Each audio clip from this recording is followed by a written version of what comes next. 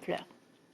Son niveau sera rétabli au niveau de ce qu'il était, c'est-à-dire 90 millions d'euros, de façon à ce que les Polynésiens puissent, de la manière qu'ils voudront, dans l'autonomie, utiliser cette somme pour investir pour l'avenir. L'engagement était clair et net. Sur le plan des chiffres, il sera tenu. Un communiqué du haut-commissaire évoque un projet d'article de la loi Finances 2017 venu de Matignon qui prévoit une augmentation de la DGA de 1,2 milliard de francs à partir de l'année prochaine. La dotation globale d'autonomie a beaucoup fluctué au fil des années. Pendant la présidence Sarkozy, la DGA avait été fortement réduite.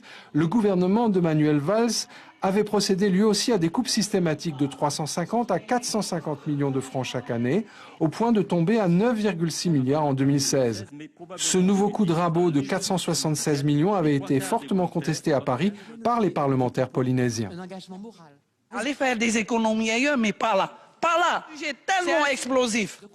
Le ministère des Outre-mer avait alors compensé à la dernière minute cette somme qui sera finalement utilisée dans la promotion touristique.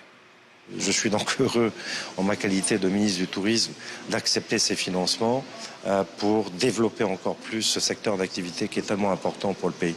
Le gouvernement de Polynésie pourra donc continuer d'inclure dans son budget annuel l'intégralité des sommes versées par l'État dans le cadre de la DGA, si les propos du président de la République sont confirmés. Cette dotation globale d'autonomie sera sanctuarisée dans le statut de la Polynésie française. Cet autre versant de la promesse présidentielle est également fondamental. Selon les dictionnaires, quelque chose qui est sanctuarisé devient permanent ou intangible, des notions difficilement compatibles avec le calendrier politique rythmé par les élections, sauf si cet aspect était précisé dans les accords de Papeete qui pourraient être signés avant les prochaines présidentielles.